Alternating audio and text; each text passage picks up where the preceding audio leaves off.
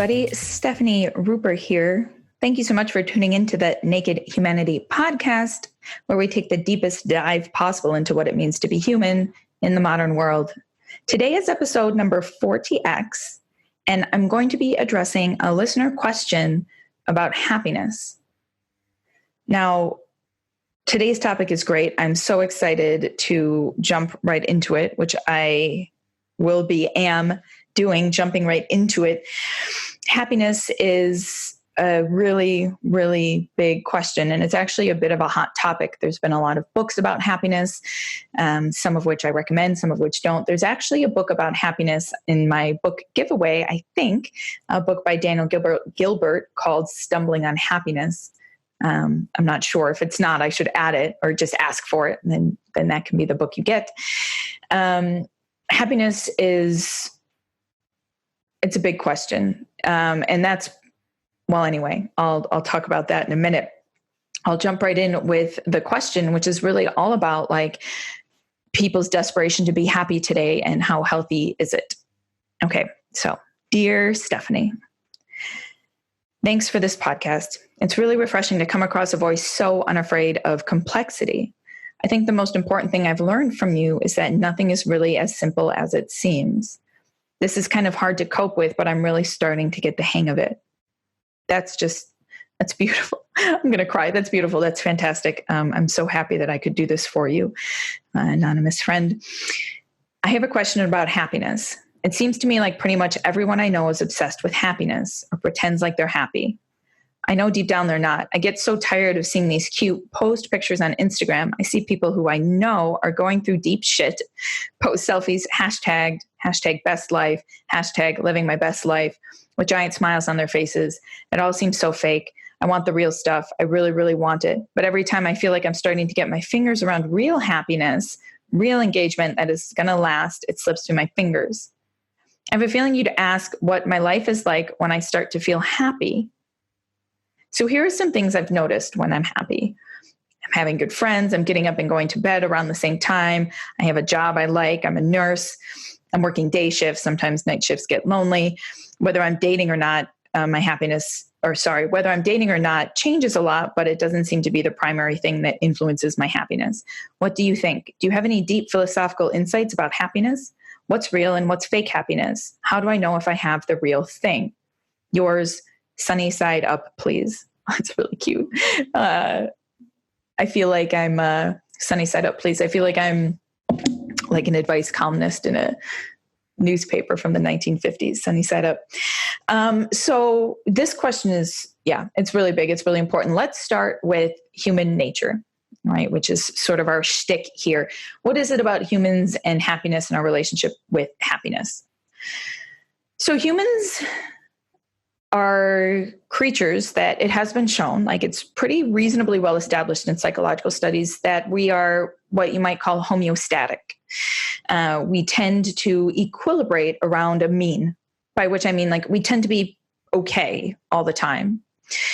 Life has ups and life has downs. And biochemically, this is very true. You know, whenever your body makes a lot of serotonin, you might be a little bit low on supply afterwards. This is why when people do ecstasy, which floods your body with serotonin, the next day you're just like completely zonked, or depressed, because the body fluctuates, in terms of its neurotransmitter levels. So it's very, very natural biochemically for us to move up and down in terms of our mood. And generally speaking, it has been observed that humans feel like okay to like pretty all right. We might not always be great, but again, very generally speaking, across lifetimes and across whole populations, humans tend to be okay and maybe slightly better than okay. Life is bearable. We wouldn't exist as a species if we all thought it was unbearable, right? It has to be felt. It is experienced as something that is worth living for, generally speaking. But this also means that the natural state of humans is not to be super high all the time.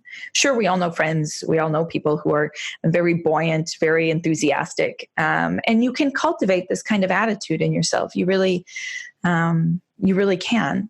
by being intentional about gratitude, by being intentional, mostly about gratitude. Gratitude is pretty much demonstrated to be like very key to happiness, very key to feeling positive gratitude.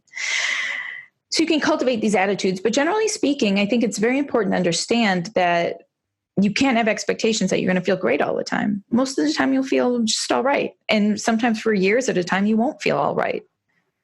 But these things do tend to swing. And so happiness, insofar as it might be said to be real, is something that, at least in terms of your daily mood, fluctuates. Now, underlying all of this is the question of what is happiness anyway? What does it mean to be happy? We can take two very general approaches to the question of happiness. One is this like immediate feeling. Like I said, your mood might fluctuate. You might have a spike of joy or euphoria. You might be really excited about something that just happened. So these are like intense, happy feelings, but they tend to fluctuate, And then there is, of course, this other idea about happiness, which is sort of a satisfaction with your life, and it's more long lasting. And so you might say a sentence like, yeah, I'm pretty happy with where I'm at, and that's another way of looking at happiness. And I think both are important. We want to feel good. We want to have nice moods. We want to experience the highs and lows of human experience. But we also, I think it's the latter, the longer satisfaction, the sort of more steady state Zen, I'm cool with this, I feel very satisfied with my life, that we really want to achieve. Now, the funny thing about anything is that if you seek it, you're necessarily in your head thinking that you don't have it. The act of seeking something presupposes not having it. And so if you decide that you are going to seek happiness, in your brain, you are already making the decision that you're not happy. And this is part of why people often say happiness is a choice, right? That's a pretty common sentence to hear. Happiness is a choice. Yes and no. Mental illness precludes that. Serious traumas preclude that. But generally speaking, if you're doing all right, you're like, yeah, in a way, happiness can be a choice because it is a matter of perspective. If you think that you are not happy, you are going to be constantly chasing something that is ahead of you. It's like running on a treadmill with a carrot in front of you, or I guess it's like a donkey, with a carrot in front of a donkey, or like a piece of cake in front of the treadmill. All right, I'm getting off track. Basically, if you think you don't, or if you think you're going to reach for something, then you automatically tell yourself a narrative that you don't have it. So there is a sense in which you can be like, you know what, I'm happy. You know what, I'm going to choose to look on the bright side. I'm going to choose to practice gratitude, say something I'm grateful for every morning when I wake up and every night before I go to bed. And I promise you that instituting these kinds of habits in your life can make a difference. But you also, it doesn't change the fact that you have practical concerns in your life to contend with. If I'm lonely, there's very little chance that I will feel happy, that I will feel content with my life. I just know this about myself. I end up feeling anxious and depressed. And we see this over and over and over again in psychological and sociological studies, that lonesomeness makes it really hard to feel good. So if you don't have a lot of people in your life, or you don't have satisfying relationships in your life, then that's something that you might want to address. If you have unfulfilling work, that's something that you might want to address. If you are particularly anxious about certain things or wrestling with particular, again, traumas or issues, then address them, right? There is an important element of being satisfied that actually comes from having a life that is satisfying to you. Now, how do you define what's satisfying to you? Happiness in and of itself, feeling good, is itself hedonistic. There is a sense in which it's kind of selfish. When you're chasing happiness, you're chasing feeling good. You're chasing a physical pleasure, honestly. I mean, it's based off of often sociological and emotional things in your life, but you are chasing something that is a physical sensation. And so I really firmly believe that we shouldn't try to be happy. And this is, of course, because of the thing I said about choice and lack and desire, but also because happiness, contentment, satisfaction is best achieved not when we're serving ourselves, but when we're serving others.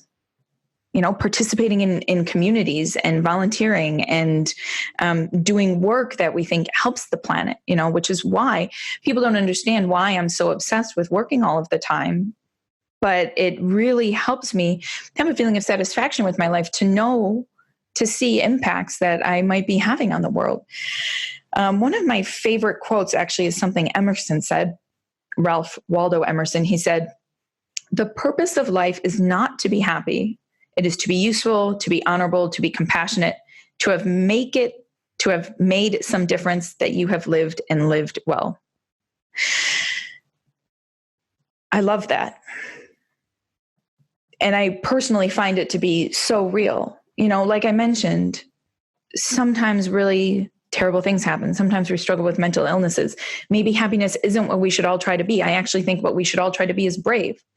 I think we should contribute. I think that we should participate. And in doing so, even if we have a hard time with happiness, we do have satisfaction, and we are doing the right thing. And satisfaction comes from doing things that we think are right and meaningful and good. And it's hard work, but pretty much the vast majority of good things in life are not easy, right? You have to put an effort to have the most beautiful things. I think that that's very real. I think that that's very true. We live in a world also, I think it's worth making very serious note of the fact that we live in a society that puts pressure on us to feel a certain way and for our lives to be a certain way. And, the advertising industry, which defines our lives. It literally defines our lives. You cannot escape advertising in any way, shape, or form, no matter how hard you try. And I do try pretty hard. We are surrounded by media messaging. And the primary message that you get in media is your life is not enough in so many different ways. You're not pretty enough. You're not rich enough. You're not successful enough. You're not popular enough. You're not really anything enough. You're not happy enough. This is part of the fabric of our society, is this message that you are not happy enough. So you need to understand that you're being influenced by it, and don't listen to it. Turn it off as much as you can, escape it. And this even means it's not just in magazines. It's not just in adverts. It's permeated our daily lives. It's in Instagram, right? People are living into this narrative that we need to be happy in order to be validated. And we need to be happy in order to be meaningful and to be worthwhile and to seem successful to people. And so this is why we see things like really sad, depressed people, #living their best lives, and maybe they are just trying to live their best lives or trying to convince themselves or, get feedback, have other people tell them their life is good. But in the end, the only people who can judge whether our lives are good are us. And the standard by which we judge that should be am I doing my best? Am I trying to live well? Am I trying to live honorably? Like Emerson says, am I trying to be compassionate? Am I trying to be useful? These are the questions we should be asking ourselves, not am I happy? Happy, yes, happy matters. This physical sensation of happiness really does matter, but it follows from having a life that is beautiful, from having a life, and I mean beautiful in the sense of meaningful and well-connected and vulnerable and deep and putting effort into being a good person. These are the kinds of things that we should be working towards. And then satisfaction and this physical feeling of happiness follows. So I hope that has been useful to you, Sunny Side Up. Please, this is at least my personal perspective. I would love to hear what you think of this. Write me back, write another question, just fill me in. I don't know. I want to know, and I want to know how other people feel about these ideas about happiness and your experiences, because I think it's real. So hit me up on Instagram or Facebook or Twitter, and let me know if you want, drop some comments somewhere, or if you want to turn it into a question for this podcast or a comment. I'm very happy to hear comments as well. You can drop me an email at stephanie@nakedhumanity.org, or an Instagram, follow the link in my profile, or go to my website. The form is very easy to find there. It's stefaniruper.com/form, nakedhumanity.org/form. I literally have put these things everywhere. And if you're confused, just message me and ask it. It's incredibly easy to find.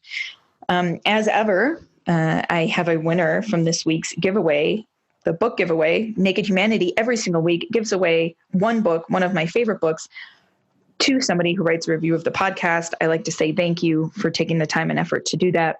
And so the process for submitting for the giveaway is very easy. All you do is take a screenshot of your review as you write it and email it to me at stephanie@nakedhumanity.org, or get it to me on some of the other social media platforms. This week's winner, his name is Nick Rosen, and he has taken Gödel Escher Bach, which is a really great book on the list of possible books on the book list. If you want to see what books are on the list, go to stefaniruper.com/book giveaway. There's also a link in my Instagram profile. So link to everything in my Instagram profile if you haven't noticed. So please do check it all out. And let me know if I can be of assistance in any way. And please do, of course, send in a question. I would love to hear from you, Stephanie@nakedhumanity.org or stefaniruper.com/form if you want to submit anonymously. I am Stefani Ruper. Of course, you know where to find me. This has been Naked Humanity. Please do get at me if you have any questions. Thank you so much, and I will talk to you next week.